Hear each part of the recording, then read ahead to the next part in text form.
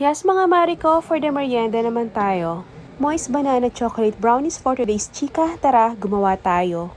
Mag-melt tayo ng 1/4 cup of butter. Habang nagme-melt tayo, mag-smash muna tayo ng bananas.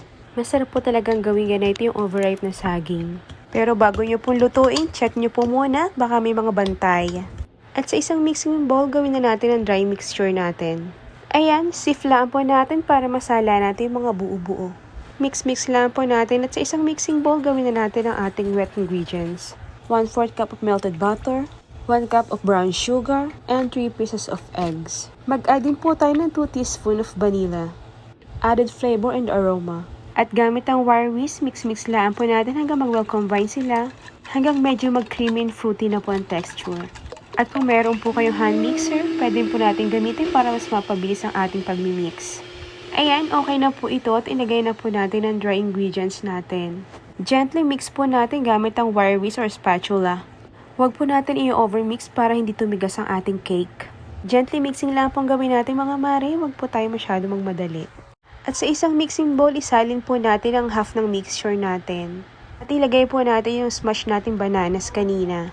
Mix lang po natin hanggang mag-well combine sila. At ayan, okay na po. Gawin naman natin ang mixture. Mag-sift tayo ng 3/4 cup of cocoa. Makikita nyo po lagi ako nagsisift ng dry ingredients natin.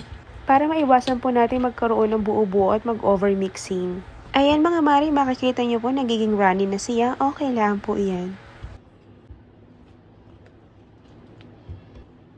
Nag-chop po ako ng chocolates, nalagay po natin mamaya sa mixture natin. Pero kung meron po kayong ready-made, mas okay po. Ayan, lagay lang po muna natin yung kalahati at yung kalahati po itatoppings natin mamaya. Mix lang po natin hanggang mag-well combine sila. At ayan, i-grease lang po natin ng oil ang ating baking pan at lagyan natin ng parchment paper. Ang ginamit ko nga pala po dito ay 9x9 size ng baking pan. At simulan na po natin maglagay ng mixture natin. Ang una ko nga pala po inilagay yung ating chocolate mixture at isunod na natin yung banana mixture natin.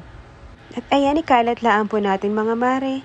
At medyo paghaluin natin sila para magkaroon ng marble effect mamaya after baking. Ayan, ganito lang po. At maglagay na tayo ng chocolate topping sa ibabaw. At isa lang po natin sa preheated oven na 180 degrees Celsius for 40 to 45 minutes. At ayan, okay na po ang ating banana brownies. Medyo pa-cool down po muna natin ng mga 5 minutes bago natin tanggalin sa baking pan. At ayan, slice na po natin at titikman na natin. Napaka-moist ng banana brownies natin.